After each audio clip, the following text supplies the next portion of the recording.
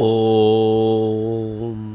तव कथामृतं तप्तजीवनं कविभिरीरितं कल्मषापहं श्रवणमङ्गलं श्रीमदाततं भुवि गृह्णन्ति ये भूरिदा जनाः। শ্রী শ্রী রামকৃষ্ণ কথামৃত প্রথম ভাগ পঞ্চম খণ্ড দ্বিতীয় পরিচ্ছেদ। কর্মেন্দ্রিয়াণি সংযম্য ইয়স্তে মনসাশরণ ইন্দ্রিয়ার্থং বিমূঢ়াত্মা মিথ্যাচারো স উচ্যতে। গীতা তৃতীয় অধ্যায় শ্লোক 6। গেরুয়া বসন ও সন্ন্যাসী। অভিনয়ও মিথ্যা ভালো নয়। পরমহংসদেবের সমাধি ক্রমে ভঙ্গ হইতে লাগিল। ভাবস্থ হইয়াই কথা কহিতেছেন, আপনা আপনি বলিতেছেন। শ্রীরামকৃষ্ণ গেরুয়া দৃষ্টে। আবার গেরুয়া কেন? একটা কি পড়লেই হলো? হাস্য। একজন বলেছিল, চণ্ডী ছেড়ে হলুম ঢাকি। আগে চণ্ডীর গান গাইত, এখন ঢাক বাজায়। সকলের হাস্য। বৈরাগ্য ৩-৪ প্রকার। সংসারের জ্বালায় জ্বলে গেরুয়া বসন পড়েছে, সে বৈরাগ্য বেশি দিন থাকে না।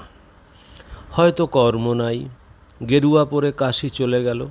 ৩ মাস পরে ঘরে পত্র এলো, আমার একটা কর্ম হইয়াছে, কিছুদিন পরে বাড়ি যাইব, তোমরা ভাবিত হইও না। আবার সব আছে, কোনো অভাব নাই, কিন্তু কিছু ভালো লাগে না। ভগবানের জন্য একলা একলা কাঁদে। সে বৈরাগ্য যথার্থ বৈরাগ্য। মিথ্যা কিছুই ভালো নয়। মিথ্যা ভেক ভালো নয়।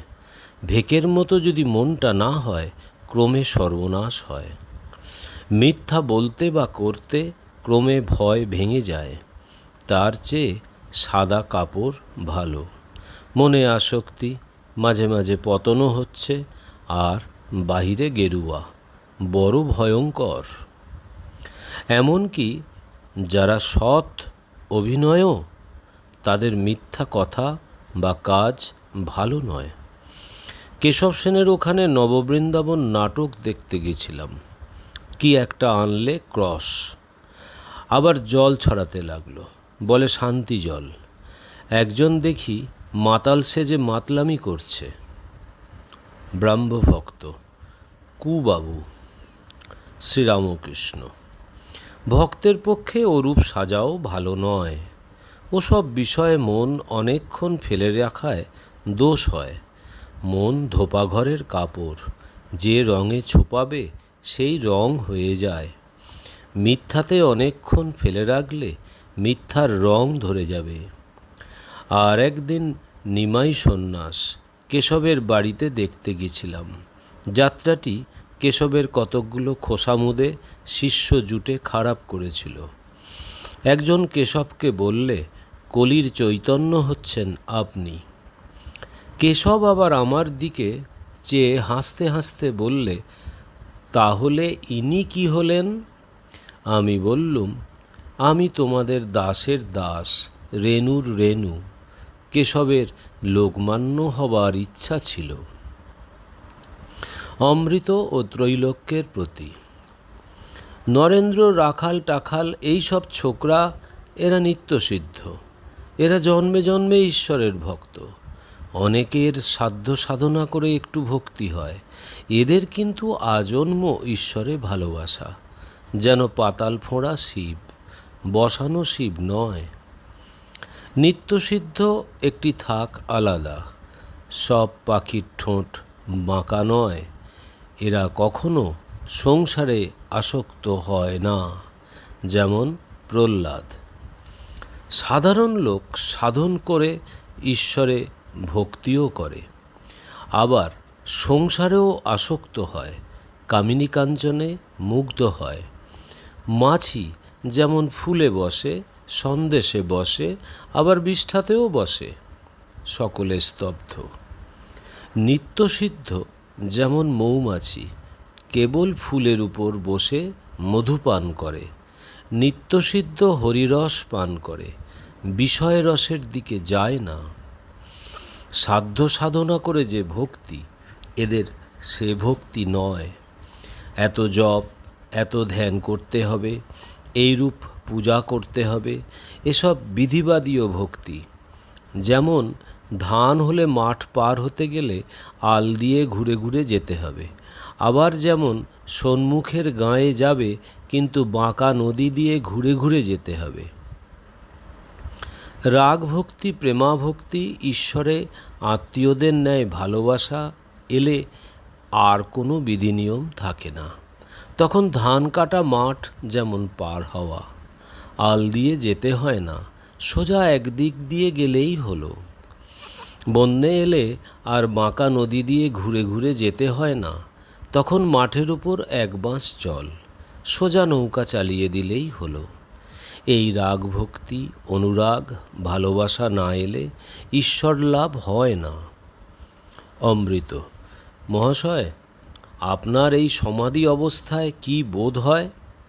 শ্রীরামকৃষ্ণ: শুনেছ, কুমুরে পোকা চিন্তা করে আরশোলা কুমুরে পোকা হয়ে যায়। কীরকম জানো?